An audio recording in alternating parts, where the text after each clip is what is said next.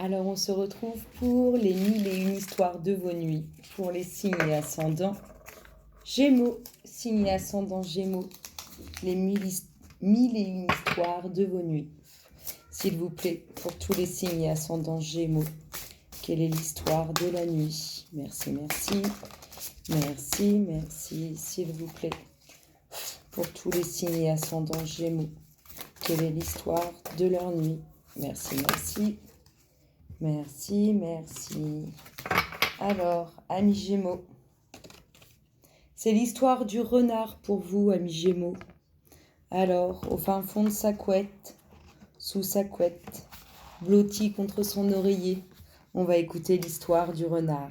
Si tu prends le temps de m'apprivoiser, je deviendrai pour toi unique au monde.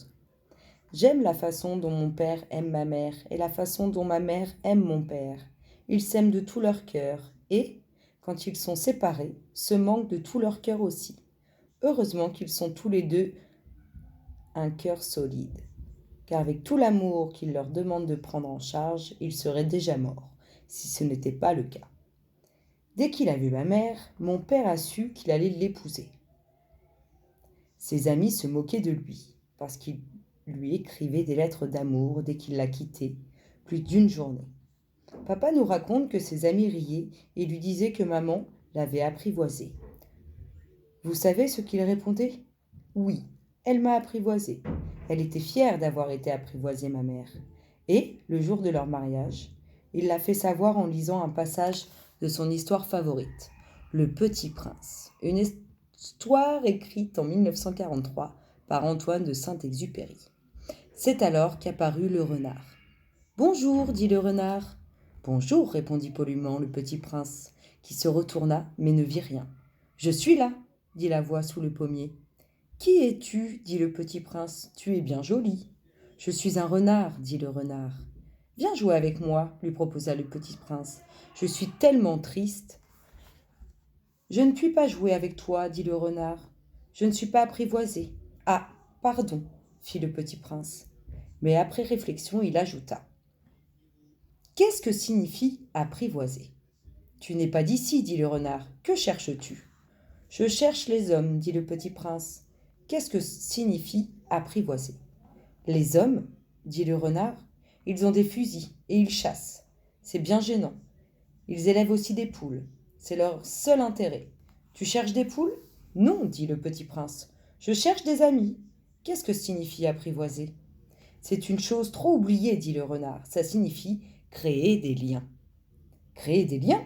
Bien sûr, dit le renard. Tu n'es encore pour moi qu'un petit garçon, tout semblable à 100 000 petits garçons. Et je n'ai pas besoin de toi. Et tu n'as pas besoin de moi non plus. Je ne suis pour toi qu'un renard semblable à 100 000 renards. Mais si tu m'apprivoises, nous n'aurons besoin l'un de l'autre. Tu seras pour moi unique au monde. Je serai pour toi unique au monde. Je commence à comprendre, dit le petit prince. Il y a une fleur, je croise. Autant pour moi. Je commence à comprendre, dit le petit prince. Il y a une fleur, je crois qu'elle m'a apprivoisé. C'est possible, dit le renard. On voit sur la terre toutes sortes de choses. Oh, ce n'est pas sur la terre, dit le petit prince. Le renard parut très intrigué. Sur une autre planète? Oui. Il y a des choses sur cette planète-là? Non. Ça, c'est intéressant. Et des poules? Non. Rien n'est parfait, soupira le renard. Mais le renard revint à son idée. Ma vie est monotone. Je chasse les poules, les hommes me chassent. Toutes les poules se ressemblent et tous les hommes se ressemblent. Je m'ennuie donc un peu. Mais si tu m'apprivoises, ma vie sera comme ensoleillée. Je connaîtrai un bruit de pas qui sera différent de tous les autres. Les autres pas me font rentrer sous terre. Le tien m'appellera hors du terrier, comme une musique. Et puis, regarde, tu vois, là-bas, les champs de blé. Je ne mange pas de pain. Le blé pour moi est inutile. Les champs de blé ne me rappellent rien. Et ça, c'est triste. Mais tu as des cheveux couleur d'or. Alors ne sera merveilleux quand tu m'auras apprivoisé. Le blé qui est doré me fera souvenir de toi. Et j'aimerais le bruit du vent dans le blé. Le renard se tut et regarda longtemps le petit prince. S'il te plaît, apprivoise-moi, lui dit-il. Je veux bien, répondit le petit prince, je n'ai pas beaucoup de temps. J'ai des amis à découvrir et beaucoup de choses à connaître. On ne connaît que les choses que l'on apprivoise, dit le renard. Les hommes n'ont plus de temps de rien connaître. Ils achètent des choses toutes faites chez les marchands. Mais comme il n'existe point de marchands d'amis, les hommes n'ont plus d'amis. Si tu veux un ami, apprivoise-moi. Que faut-il faire, dit le petit prince. Il faut être patient, répondit le renard. Tu t'assoiras d'abord, un peu loin de moi, comme ça, dans l'herbe. Je te regarderai du coin de l'œil et tu ne diras rien. Le langage est sourd de malentendus. Mais chaque jour, tu pourras t'asseoir un peu plus près. Le lendemain revint le petit prince. Il eût mieux valu revenir à la même heure, dit le renard. Si tu viens par exemple à 4 heures de l'après-midi, dès 3 heures je commencerai d'être heureux. Plus l'heure avance, plus je m'en sentirai heureux. À 4 heures déjà, je m'agiterai et m'inquiéterai. Je découvrirai le prix du bonheur. Mais si tu viens n'importe quand, je ne saurai jamais à quelle heure m'habiller le cœur. Il faut des rites. Qu'est-ce qu'un rite, dit le petit prince. C'est aussi quelque chose de trop oublié, dit le renard. C'est ce qui fait qu'un jour est différent des autres, une heure des autres. Il y a un rite, par exemple, chez mes chasseurs. Ils dansent le jeudi avec les filles du village. Alors le jeudi est un jour merveilleux. Je vais me promener jusqu'à la vigne. Si les chasseurs dansaient n'importe quand, les jours se ressembleraient tous, et je n'aurais point de vacances. Ainsi, le petit prince apprivoisa le renard, et quand l'heure du départ fut proche. « Ah !» dit le renard, « je pleurerai. »« C'est ta faute, dit le petit prince.